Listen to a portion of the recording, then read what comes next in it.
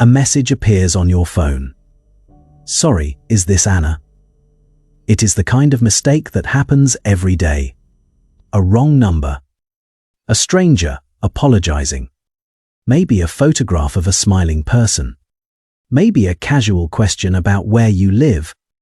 You reply because it seems harmless.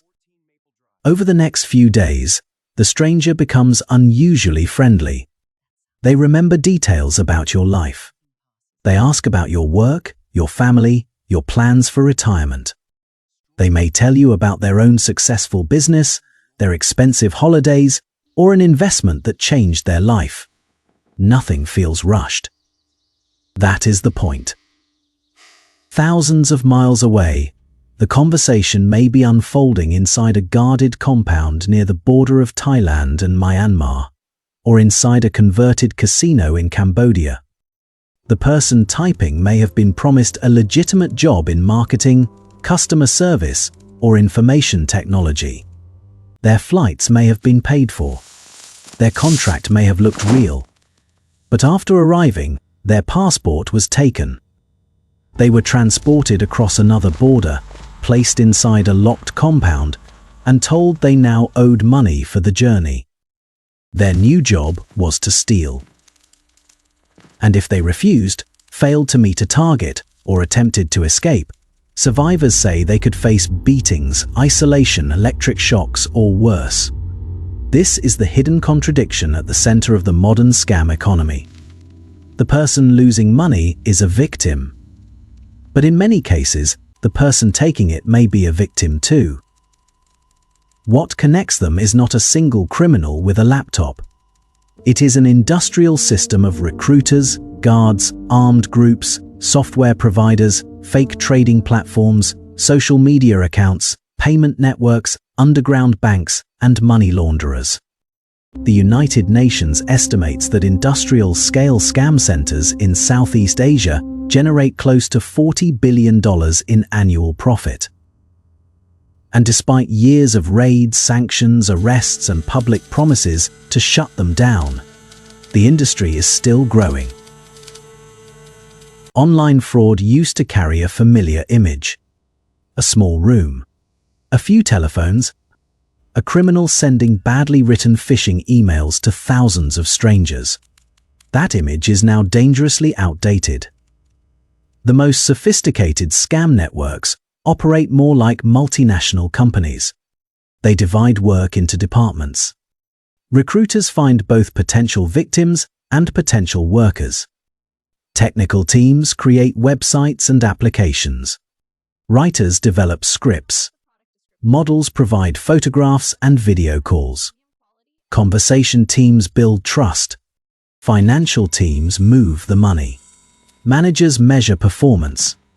Workers can be assigned targets, monitored, punished, sold between compounds, or moved when law enforcement pressure becomes too intense.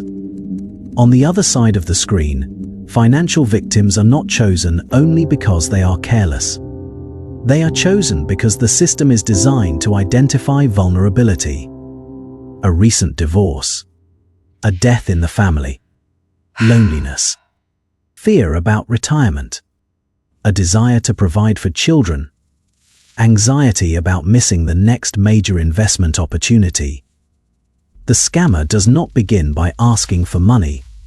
The scam begins by collecting information. Every reply helps build a profile. And unlike a crude phishing email, the conversation may continue for weeks or months. The victim is gradually introduced to an investment opportunity, often involving cryptocurrency, gold, stocks, or foreign exchange. They may be allowed to withdraw a small amount at first. This does not prove that the platform is legitimate. It proves that the criminals understand the value of trust. The fake account then shows impressive profits. The victim sends more. When they finally try to withdraw a large amount, the platform demands a tax, a security deposit, or an additional fee. If the victim pays, another obstacle appears. Eventually, the account disappears. But the exploitation may not end there. Some victims are later contacted by a second group, promising to recover the stolen money for another fee. The same person can therefore be sold the original investment, the illusion of profit, and finally, the illusion of rescue. In 2025, the FBI received reports of more than $7.2 billion in losses from cryptocurrency investment fraud alone. Those are only reported losses. And the FBI says many of these operations are run by organized criminal enterprises in Southeast Asia, using trafficking victims as forced labor. The damage is not simply financial. The FBI's Operation Level Up identifies people who appear to be trapped inside ongoing cryptocurrency investment scams. By March 2026, it had contacted 8,935 potential victims. 77% did not know they were being scammed. Some had been preparing to sell their homes, empty retirement accounts, or take out major loans. 93 were referred for suicide intervention. This is what the business model is designed to do. Not steal a small amount from as many people as possible, but find the right person, build the right relationship, and keep taking until nothing remains. To understand how this industry became so large, we have to look at the geography. Many of the most notorious compounds emerged in border regions where government authority is weak, armed organizations control territory, and legitimate business exists beside illegal gambling, smuggling, and underground finance. Before online fraud became the main product, many criminal networks were already connected to casinos and online gambling. Casinos provided buildings, security, money, moving systems, political relationships, and experience managing large workforces. Then the pandemic disrupted international travel. Gamblers could no longer move freely. Revenue from physical casinos collapsed. But millions of people around the world were spending more time online. Criminal networks adapted. Hotels, casino complexes, and unfinished real estate developments could be converted into digital fraud centers. Instead of transporting customers to the casino, the industry could reach directly into a victim's home. The military coup in Myanmar in 2021 created even more instability. Fighting weakened state control in border regions and increased the power of armed groups capable of offering protection, land, transportation, and security. The result was a new kind of company town. Some compounds contain office buildings, dormitories, restaurants, shops, and high walls. From the outside, they can resemble technology parks or special economic zones. Inside, authorities and survivors describe a rigid hierarchy. At the top are investors, criminal organizers, and politically connected protectors. Below them are managers, team leaders, recruiters, technicians, guards, money launderers, and workers. Not everyone inside every compound is necessarily trafficked. Some people knowingly participate and profit, but many others arrive through deception. The recruitment advertisement may promise a high salary in Thailand. It may target people with strong English, computer skills, or experience using social media. A worker accepts the offer, travels legally, and believes they are beginning a new career. Only after arrival are they transferred into territory where ordinary police cannot easily reach them. In April 2026, the United States Department of Justice announced the seizure of a Telegram recruitment channel with more than 6,000 followers. The channel advertised jobs in Cambodia, including night shift positions for people with American accents. According to investigators, recruits were then held against their will and forced to impersonate American banks, police officers, and court officials. The recruitment was not separate from the fraud. It was another scam, feeding the same machine. Inside a scam factory, trust becomes a manufactured product. The first department needs attention. This can come from an accidental text, a dating application, a social media advertisement, an investment group, or a message from someone pretending to represent a legitimate institution. The second department needs identity. The criminal network creates a believable character, photographs, a profession, a family history, a location, and a lifestyle. The character may appear successful, but not impossibly rich, attractive, but approachable, interested, but not desperate. The third department needs time. A relationship is built slowly enough that the victim believes they are making their own decisions. The conversation can move away from the original platform to an encrypted or private messaging application. This creates isolation from platform warnings and allows the relationship to continue without interruption. Only then does the financial opportunity appear. The investment platform may look professional. It may display prices, charts, account balances, customer support, and even apparent withdrawals. But the numbers on the screen are not profits. They are part of the script. In April 2026, the US Department of Justice said it had seized more than 503 domains disguised as legitimate investment platforms. These sites caused victims to transfer real cryptocurrency while displaying fictional returns. At one seized compound in Myanmar, investigators examined thousands of phones and hard drives. They found a hierarchical operation in which managers supervised teams targeting victims abroad. According to the criminal complaints, a worker under one team leader defrauded a single American victim of more than $3 million. Inside the organization, the theft was celebrated as a model of success. That detail matters. It shows that this is not chaotic fraud. It is performance management. A successful conversation can be analyzed, copied, and used to train other teams. A profile that attracts responses can be reused. A story that creates emotional dependence can be refined. A fake investment platform can be replaced when a domain is seized. And artificial intelligence makes parts of this process faster. AI can generate new identities, translate conversations, create persuasive messages, clone voices, and produce fake photographs or video. The human relationship at the center of the scam can now be supported by machines capable of maintaining thousands of variations. But the core technique remains old. First, earn trust. Then convert trust into money. Stealing the money is only half the business. The money must also be moved. A victim may transfer cryptocurrency to what appears to be an investment account. From there, the funds can be divided across multiple wallets, mixed with money from other victims, exchanged into different assets, and passed through layers of intermediaries. This makes the journey difficult to understand, but not always impossible to trace. Blockchain transactions leave records. Investigators and private companies can sometimes follow the movement of funds across hundreds of addresses. In July 2026, US authorities announced the seizure of more than $25 million connected to 5 international fraud investigations. One investigation involved more than 270 suspected victim transactions.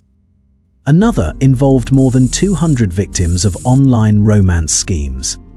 Authorities said the laundering activity was predominantly connected to Southeast Asia, with relevant IP addresses in China, Malaysia, and Cambodia. Those seizures brought the reported amount recovered through the US Scam Center strike force to more than $800 million. But that figure also reveals the scale of the challenge. Hundreds of millions recovered sounds enormous, until it is compared with an industry generating tens of billions every year. The system survives because it does not depend on one bank, one website, one country, or one form of payment. It uses an ecosystem: money mules, shell companies, payment processors, underground banks, cryptocurrency exchanges, online gambling accounts, real estate, luxury goods, and legitimate digital infrastructure. American social media accounts can be used to find victims. American hosting services can support fake websites. Major application stores can accidentally distribute fraudulent applications. Satellite internet can reconnect compounds after local electricity or telecommunications are cut. This does not mean every company providing infrastructure knowingly supports crime. It means that a global digital economy designed for speed, convenience, and cross-border connection can also be exploited by organizations operating far outside the reach of an ordinary victim. The scam compound may be physically isolated. Its business infrastructure is global. A compound of thousands of workers cannot remain hidden without protection. It needs land, electricity, internet access, fuel, transportation, security, building materials, food, financial services, and people willing to ensure that police, journalists, or rescue organizations cannot easily enter. In Myanmar, some compounds have operated in territory controlled by armed groups. The United States has imposed sanctions on organizations and individuals accused of protecting scam networks and profiting from trafficking and cyber fraud. In Cambodia, authorities in the United States have sanctioned politically connected business networks accused of controlling compounds operating from casinos, hotels, and office parks. This is why the industry cannot be understood as ordinary cybercrime. The computer screen is only the final point of contact. Behind it is a physical economy, a real building, a real guard, a real border crossing, a real recruiter, a real payment, and often real political protection. Corruption can transform a crime into an industry. When criminal profits fund local businesses, armed organizations, property development, and political networks, shutting down one compound threatens more than the people inside it. It threatens an entire system of income and influence. That helps explain why some raids produce dramatic images without permanently destroying the business. A building can be damaged. Workers can be moved. Domains can be replaced. Internet service can be restored. Managers can cross a border. The brand name of the compound can disappear while the organization survives. This is an empire built not around one company, but around a shared business model. Governments have not ignored the problem. Thailand has cut electricity, fuel, and internet connections to compounds near its border. China has pressured neighboring governments, prosecuted criminal leaders, and repatriated thousands of citizens. The United States and United Kingdom have imposed sanctions. Police forces have arrested suspects, seized websites, frozen cryptocurrency, and rescued workers. Some operations have achieved real results. But the industry has also learned how to survive enforcement. When one region becomes dangerous, workers and equipment can be transferred. When conventional internet access is cut, satellite systems may be used. When a website is seized, a replacement can appear.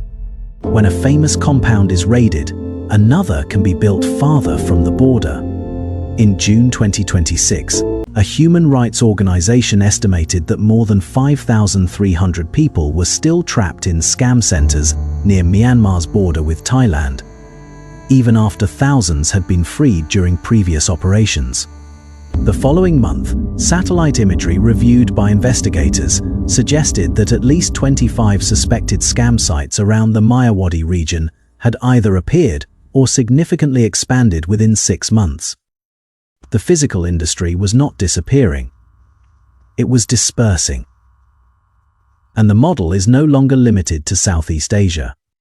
Interpol says scam centers connected to the same broader criminal ecosystem have increasingly been observed in the Middle East, West Africa, and Central America.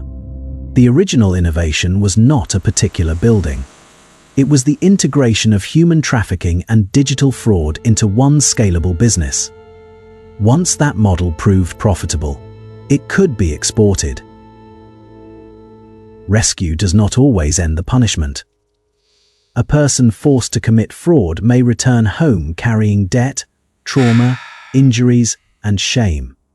Some are treated as criminals instead of trafficking victims. Families may believe they participated willingly. Authorities may struggle to distinguish managers from workers or voluntary criminals from people acting under threat. Others remain stranded for months while governments verify identities and arrange repatriation. The criminal network may also continue to threaten them or their families. Financial victims face a different form of imprisonment. Some lose retirement savings accumulated over decades. Some borrow money because the fake platform tells them that one final payment will unlock everything. Some conceal the loss because they feel embarrassed. That silence protects the industry. It also explains why official numbers almost certainly capture only part of the damage. The language used to describe these crimes can make that silence worse.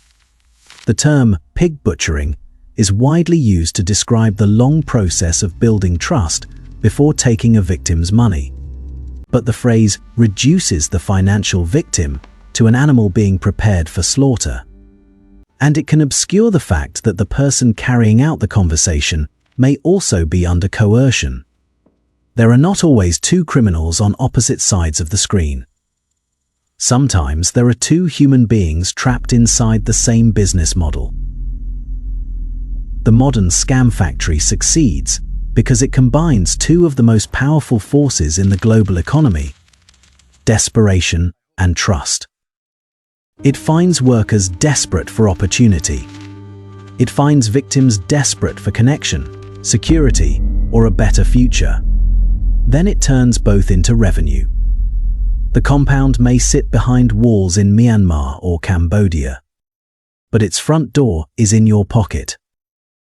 A dating application, a social media advertisement, an investment group, a message from the wrong number, a phone call from someone claiming to protect your bank account. The most important defense is not believing that only foolish people become victims. The system is designed by professionals, tested at scale, and supported by technology capable of creating convincing identities and relationships. Be suspicious when an online stranger quickly introduces an investment. Be cautious when someone asks you to move to a private messaging platform. Never trust profits displayed only inside an unfamiliar application. And never pay additional taxes or fees simply to withdraw money from an investment account you cannot independently verify. If you believe you are being scammed, stop sending money, preserve the messages and transaction records, contact your financial institution, and report the incident to the appropriate authorities in your country. But personal caution alone will not dismantle an industry worth tens of billions. That requires governments to treat forced criminality as human trafficking. It requires financial institutions to identify laundering networks. It requires technology companies to remove fraudulent infrastructure faster. And it requires enforcement against the people at the top, not only the workers found sitting in front of the computers. Because the next time a harmless message appears on your phone, the most important question may not be who sent it. It may be who built the system behind it. This is Everyday Empires, the hidden systems shaping ordinary life.